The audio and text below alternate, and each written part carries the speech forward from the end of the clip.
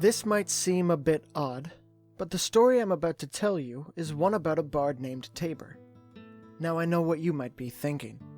Aren't the bards the ones who usually tell the stories? Normally, you would be right.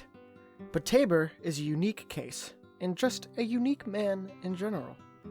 Our story begins in a bar called Cookie's Secret. I frequent this bar quite often, and I have never met a person named Cookie or even saw someone eating a cookie. So your guess is as good as mine as to where the name comes from. But that's not important.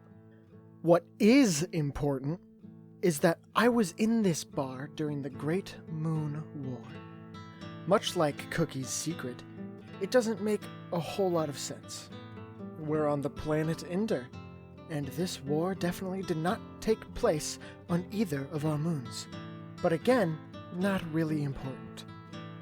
While I'm in this bar during wartime, I meet this guy named Frank. I talk to him for a while before he interrupts our conversation to beat up some rude guy giving a girl at the bar a hard time. Next thing I know, I hear this funky-sounding harp blaring from the stage behind me. Lo and behold, there he is, Tabor, rocking out on this harp. He's singing, but I can hardly hear him over Frank beating this dude up next to me, so I make my way closer.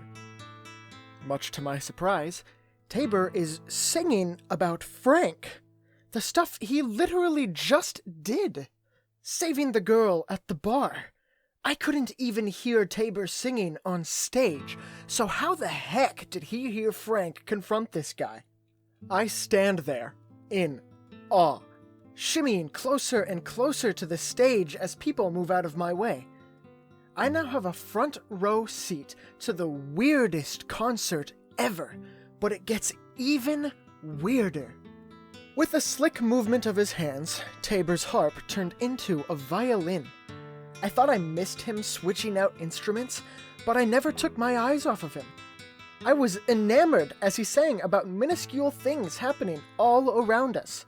Some nice guy buying someone a drink, someone picking up the tab, someone offering their coat to someone else to keep them warm, and of course, Frank made his way back into the song a few more times.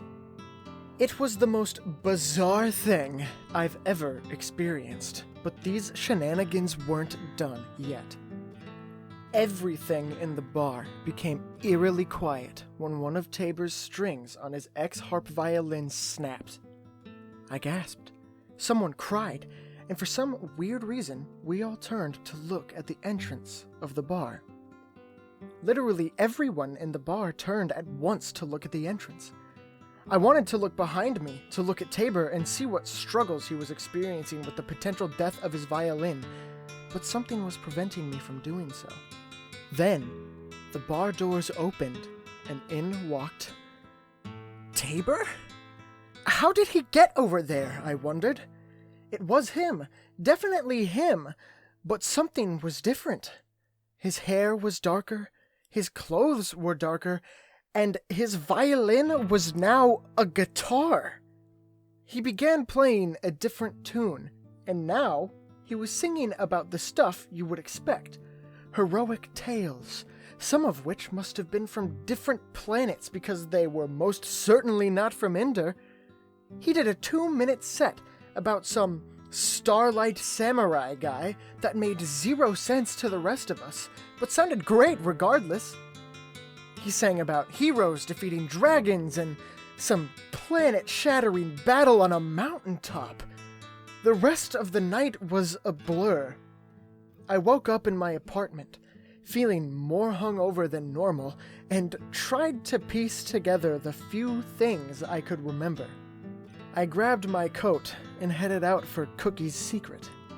If anyone else was there that had a similar encounter with Tabor's magnificence, then maybe they could help me piece together everything. When I got to the bar, it was burnt to the ground. All I found was a pile of ashes.